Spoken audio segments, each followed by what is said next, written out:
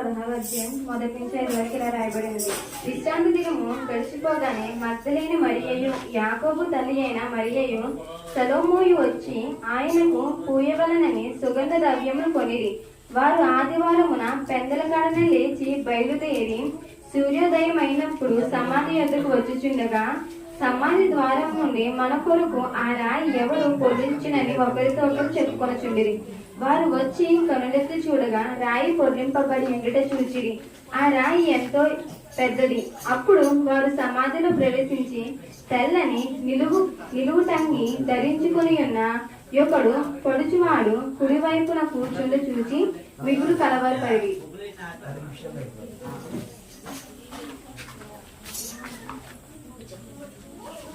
Mark సువార్త 16వ అధ్యాయము 6-11 ఇలా రాయబడి అందుకు అతడు కలవరపడుకుడి, సిలువ వేయబడిన నజరేయుడకు యేసు మీరు వెతుకుచున్నారు. ఆయన లేచి ఉన్నాడు, ఇక్కడ లేడు. వారు ఆయన ఉంచిన స్థలము చూచుడి. మీరు వెళ్ళి ఆయన మీకంటే ముందుగా గలిలయలోకి వెళ్ళుచున్నాడనియు ఆయన మీతో చెప్పినట్లు అక్కడ మీరు ఆయనను చూతురనియు. వారు భయపడినందుకు ఎవరితో ఏమీ చెప్పలేదు. ఆదివారము తెల్లవారినప్పుడు యేసు లేచి తాను 7 దెయ్యములు వెళ్ళగొట్టిన మగ్దలేని మరియు మొదట కనబడెను. ఆయనతో ఉండిన దుఃఖపడి 7 తండ్రి బిడ్డలతో ద్వారంతో వచ్చారు ప్రభా. స్తోత్రం తండ్రి. అయా నువ్వు ముందు నడువు బిడ్డల్ని వెనకాల నడిపించిన ఆయన క్షేమంగా వెళ్ళే భాగ్యం దయచే తండ్రి ప్రభా. అయా నీ వాక్యం వినే భాగ్యం దయచే తండ్రి అందరు ప్రభా.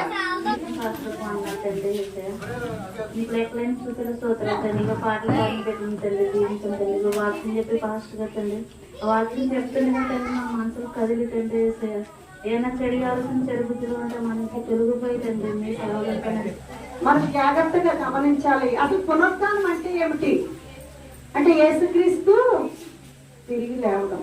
ఇది ఇక్కడ మనం గమనించినట్లయితే యేసు ప్రభు వారు ఈ లోకంలో ఉన్నప్పుడు, మరి యేసు ప్రభు వారు అనేక సూచక్రియలు చేసినప్పుడు, యేసు ప్రభు వారు సువార్త ప్రకటించినప్పుడు, యేసు ప్రభు వారు అనేక మందిని తన రక్షణ మార్గంలో నడిపించుకున్నప్పుడు చాలా మంది కూడా వెళ్ళారటండి. కానీ మరి యేసు ప్రభు వారు సిలువ వేయడానికి అప్పగించినప్పుడు వీరందరూ ఏమైపోయారంటే వెనక్కి వెళ్ళిపోయారటండి. కానీ ఆ టైంలోనే 2 మనుష్యులు ఆయనను రహస్యముగా ప్రేమించారట. ఎవరైనా చెప్పగలరా 2 మనుష్యులు ఎవరో? ఎవరమ్మా? 2 మనుష్యులు అంటే యేసు ప్రభు వారు సువార్త ప్రకటించినప్పుడు రహస్యంగా, మగ్దలేని మరి అయితే డైరెక్ట్ గానే యేసు ప్రభు వారిని అంగీకరించింది. అంటే 2 రహస్యమైనటువంటి శిష్యులు ఎవరంటే అరిమతయి యోసేపు గారు ఒకరు, నికోదేము ఒకరండి. వీరిద్దరూ మరి దేవుడు అంటే యేసు ప్రభు వారి లోకములు ఉన్నప్పుడు రహస్యముగా అంగీకరించారు. అయితే ఈ సిలువ వేయబడిన తరువాత, చనిపోయిన తరువాత వారి మనస్సాక్షి వారిని గద్దించినట్టండి. మిగతా వాళ్ళందరూ వెళ్ళిపోయారు. కానీ వీరిద్దరూ మాత్రం మన దేవాది దేవుడు చనిపోయినప్పుడు సిలువ వేయబడిన తర్వాత వీరిద్దరూ ఆ దేవాది దేవుడిని ఏం చేస్తారండి? సమాధి చేసే కార్యక్రమంలో పాల్గొన్నారటండి. యోహాను సువార్త 20వ అధ్యాయము 8వ వచనం. అది అప్పుడు మొదటి సమాధి ఎదురుకు వచ్చిన ఆ శిష్యులు లోపలికి పోయి చూచి నమ్మెను. జాగ్రత్తగా చూడండి. ఇక్కడ ఏమిటి అంటే యేసు ప్రభు వారు కూడా ఉన్నటువంటి పేతురు గారు చాలా గొప్పగా కబుర్లు చెప్పినటువంటి పేతురు, సీమోను పేతురు, యేసు ప్రభు వారు చనిపోయిన తర్వాత లేచాడు అని చెప్పి మగ్దలేని మరి వచ్చి చెప్తే అది ఆయన ఏం చేశాడంటే సమాధి దగ్గరికి వచ్చాడు. కానీ నమ్మలేదు. ఎక్కడికి వెళ్ళాడండి? లోపలికి వెళ్ళి అది చూశాడు అన్నమాట. అది చూసి నమ్మాడు. ఇక్కడ ఏమిటంటే మనము దేవుడు నమ్ముకుంటూ ఉన్నాం. మొదటి వారు కడపటి వారు అంటే అర్థం ఏంటంటే క్రైస్తవులుగా జీవిస్తూ ఆయన రాకడ సమయం వచ్చినప్పటికీ శిష్యులు ఏ విధంగా తొలగిపోయారో, రహస్యంగా ఉన్నటువంటి శిష్యులు ఏ విధంగా మరి దేవుని దగ్గరికి వచ్చారో ఇప్పుడు లోక పరిస్థితి అలాగుంది. అయితే నేను చెప్పేది ఏమిటంటే యేసు పునరుద్ధానంలో మనము ఒక 2-3 విషయాలు చెప్పుకుని ముగించుకుందాము. ఇక్కడ మనం చూసినట్లయితే పునరుద్ధానములో. ఎలా విరిచాడు అంటే 1 కొరింథీయులకు రాసిన పత్రిక 15వ అధ్యాయము 52వ వచనంలో మనకు కనిపిస్తుందండి. చదవమ్మా. ఇదిగో మీకు ఒక మర్మము తెలుపుచున్నాను, మనమందరము నిద్రించుము గాని నిమిషములో ఒక రెప్పపాటున కడపూరం రోగగానే మనమందరము మార్పు పొందుదుము. ఘోరం రోగము. అప్పుడు మృతులు అక్షయులుగా లేపబడుదురు, మనము మార్పు పొందుదుము.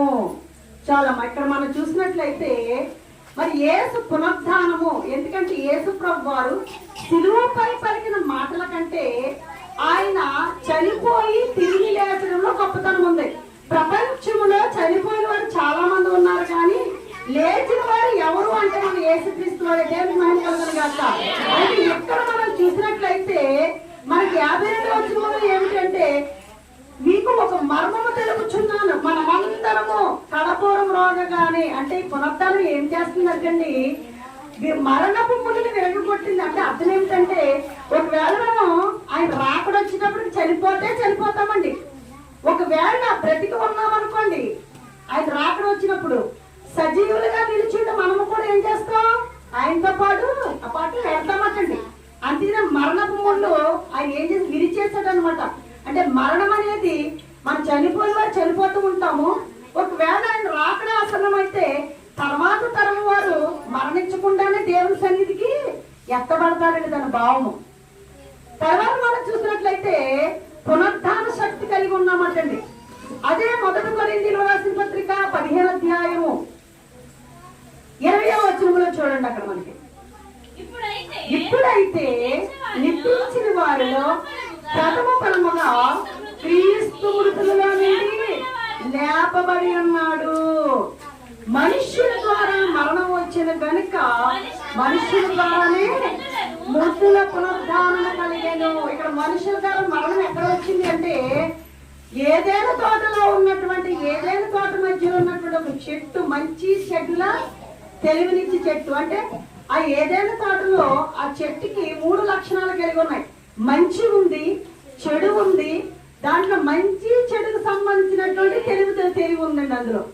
అంటే ఆ పండు తినవద్దని చెప్పినటువంటి దేవుడు మరి ఆ పండు అవ్వ తినడం వల్ల పాపం వచ్చింది.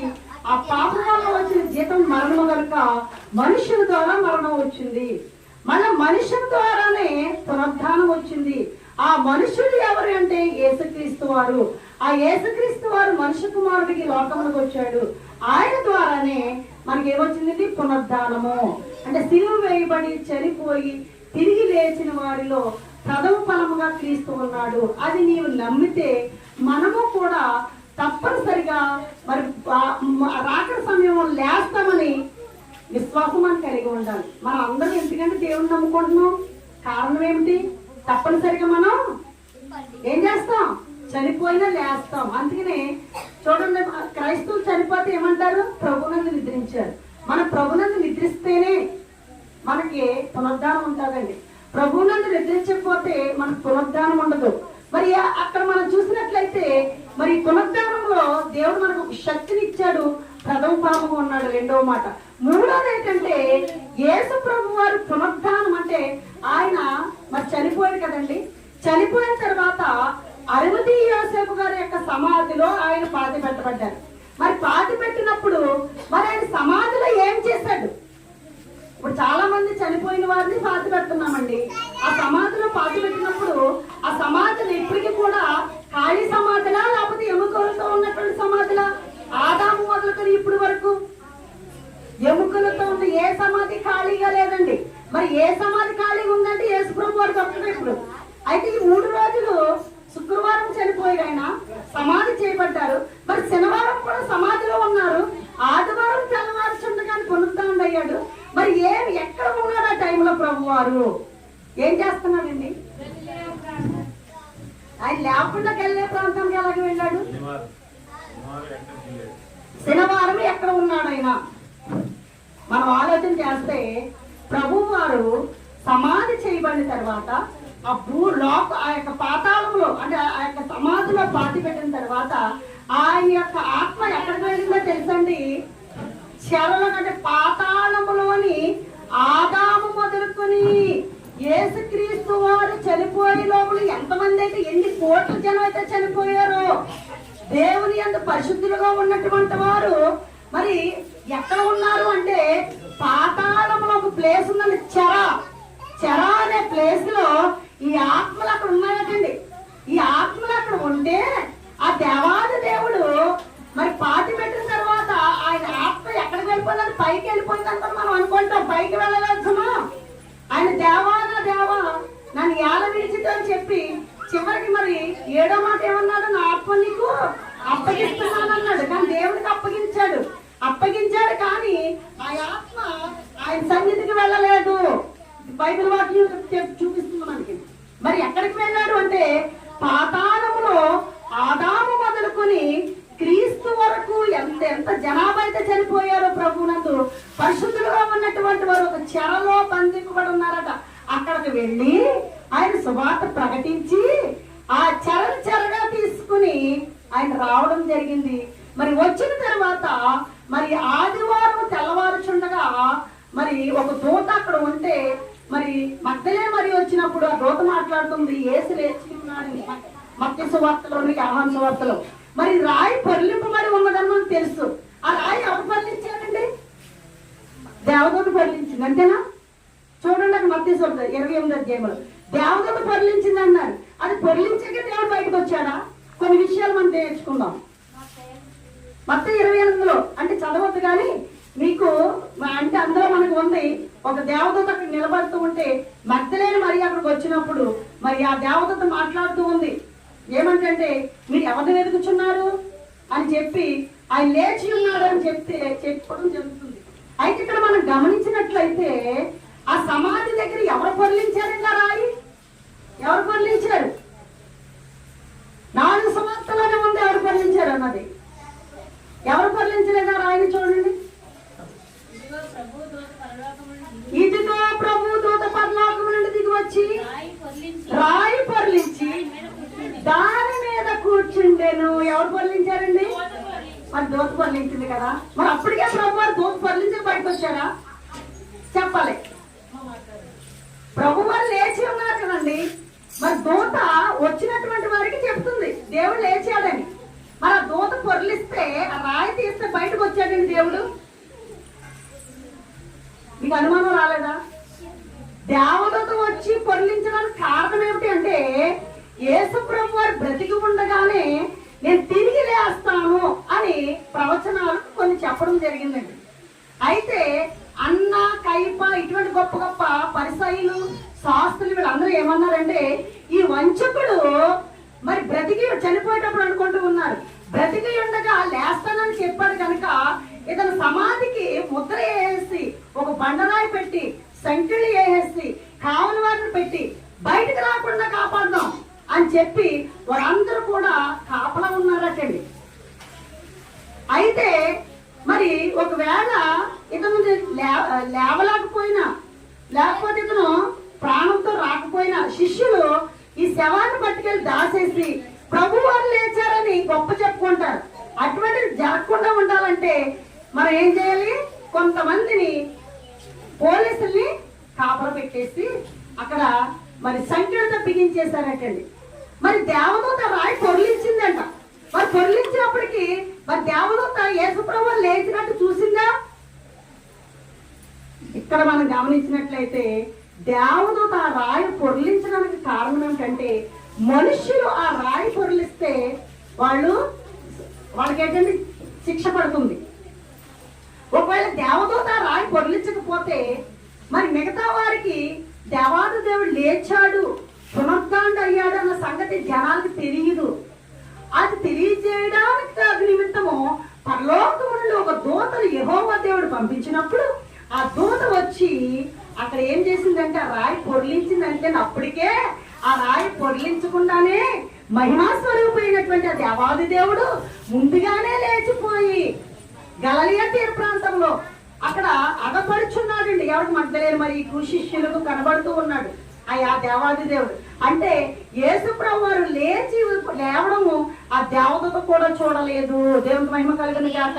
వచ్చి పొర్లించింది. కారణం ఏంటంటే ప్రజలందరికీ ఆ దేవాది దేవుడు లేచాడు అని సాక్ష్యం చెప్పడానికి ఆ దూత అక్కడ నిలబడి ఉన్నది. అందులో వచ్చిన వారికి అంటుంది ఆ దేవాది దేవుడు లేచి ఉన్నాడు, ఆయన ఏం చేస్తున్నాడు, గలిలయకి వెళుతున్నాడు అని అక్కడ సాక్ష్యం చెప్తూ ఉన్నది అన్నమాట. అంటే దేవుడు ఏం చేశాడు, లేచి ముందుగానే ఆ సమాధిలో ఉండి చెరలో ఉన్నటువంటి ఆదాము మొదలుకొని ఎంతమంది అయితే భక్తులు ఉన్నారో పరిశుద్ధులందరినీ తీసుకొచ్చి, అందుకనే సమాధిలో ఉన్నటువంటి వారు మరి యేసుప్రభు వచ్చిన తర్వాత చాలా మంది పరిశుద్ధులు కనబడ్డారటండి. బైబిల్ తెలియజేస్తుంది, చూడండి ఒకసారి చూద్దాం. పాత నిబంధనలో ఉన్నటువంటి వారు పరిశుద్ధులంతా చాలా మందికి కనబడ్డారంట సమాధిలో నుంచి లేచి. నమ్ముతామా మనం? చూడండి మత్తయి సువార్త 27వ అధ్యాయము 52-53 వచనాలు మనకు అనిపిస్తుంది అన్నమాట. సమాధులు తెరవబడను, నిద్రించిన అనేక మంది పరిశుద్ధుల శరీరములు లేచెను, వారు సమాధుల్లో నుండి బయటికి వచ్చి ఆయన లేచిన తరువాత పరిశుద్ధ పట్టణంలో ప్రవేశించి అనేకులకు అగపడి దేవునికి మహిమ కలుగును గాక. హల్లెలూయా. పరిశుద్ధ పట్టణం అంటే పరలోక రాజ్యం కాదండి, యెరూషలేము పట్టణము. దేవునికి మహిమ కలుగును గాక. మరి సమాధుల్లో వాళ్ళందరూ లేచి అగపడి పరిశుద్ధ పట్టణంలో ప్రవేశించి పరిశుద్ధులందరూ చాలా మంది కనబడ్డారటండి. రుజువు అంటే ఆ దేవాది దేవుడు మరి ఎలా తీసుకొచ్చాడంటే చెరలో ఉన్నటువంటి వారిని తీసుకుని వచ్చి ఆయనతో కూడా బయటకు వచ్చినప్పుడు పునరుత్థానం అయినప్పుడు వీళ్ళందరినీ తీసుకొచ్చాడండి. దేవుడికి మహిమ కలుగును గాక. అంటే ప్రభువారు తను తాను అగపరుచుకున్నారు. అందుకని మరి ఒక మాట చెప్పి నేను ముగిస్తాను. రోమీయులకు రాసిన పత్రిక 1వ అధ్యాయము 4వ వచనంలో యేసుప్రభు వారు ఎవరు అక్కడ కనబరుచుకుంటున్నారండి.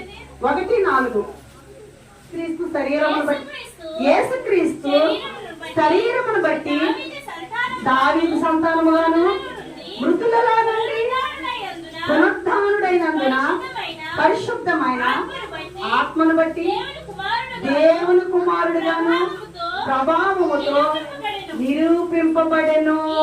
చాలా మా దేవునికి మహిమ కలిగిన గాక. ఆయన చూడండి శరీరం బట్టేమో దావీదు సంతానంగా ఉన్నాడటండి. మరి ఆత్మను బట్టి అంటే ఎప్పుడు మృతులలో నుండి పునరుత్థానుడైనందున పరిశుద్ధమైన ఆత్మను బట్టి, అంటే ఎప్పుడు దేవుని కుమారుడు బట్టాడండి ఆయన పునరుత్థానములు లేచిన తర్వాత దేవుని కుమారుడుగా నమ్మం.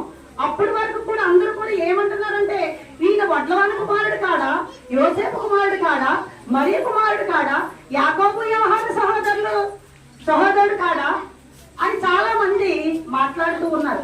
ఈయన చనిపోయి తిరిగి లేచిన తర్వాత ఎన్ని రోజులు ఉన్నాడు భూమి మీద?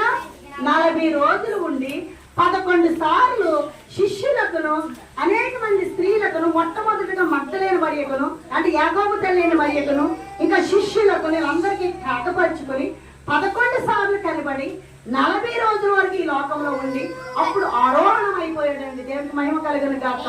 తరువాత మరలా మరి పెంతెకొస్తు దినములో మరలా ఆయన పరిశుద్ధాత్మ ద్వారా మరలా ఎక్కడికి 10 రోజుల తర్వాత మరలా పరిశుద్ధాత్మ రూపంలో భూలోకంలోకి దిగడం జరిగింది. దేవునికి మహిమ కలుగును గాక.